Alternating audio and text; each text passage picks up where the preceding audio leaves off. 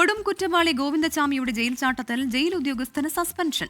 Kottarakkara special sub ജയിലിലെ deputy prison officer Abdul സത്താറിനെയാണ് suspend ചെയ്തത്. വിവരങ്ങളുമായി ഷഫീദ് റാവുത്തർ തിരുവനന്തപുരത്ത് നിന്ന് ചേരുകയാണ്. ഷഫീദ്, ഏത് സാഹചര്യത്തിലാണ് ഈ സസ്പെൻഷൻ? വിവരങ്ങൾ എങ്ങനെ?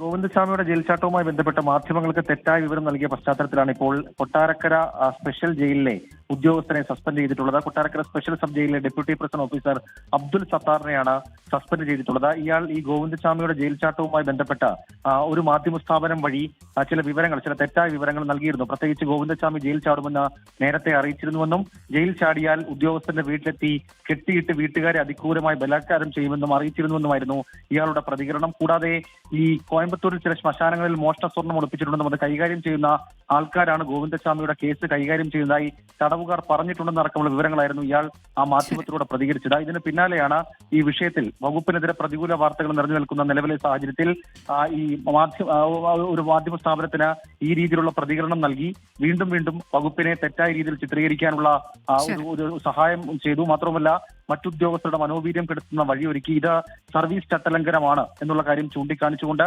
ഇയാളെ സസ്പെൻഡ് ചെയ്തിട്ടുള്ളത്. നിലവിൽ ഈ ഉത്തരവ് ഇപ്പോൾ പുറത്തിറക്കിയിട്ടുമുണ്ട്. പ്രവിധ ശ്രീ ഗോവിന്ദചാമി ജയിൽ ചാടിയതുമായി ബന്ധപ്പെട്ട് തെറ്റായ വിവരങ്ങൾ മാധ്യമങ്ങളുമായി പങ്കുവച്ചതിനാണ് ഇപ്പോൾ ഒരു പോലീസ് ഉദ്യോഗസ്ഥനെതിരെ നടപടി സ്വീകരിച്ചിരിക്കുന്നത്. ഷഫീദ് റാവുത്തറാണ് വിവരങ്ങൾ നൽകിയത്.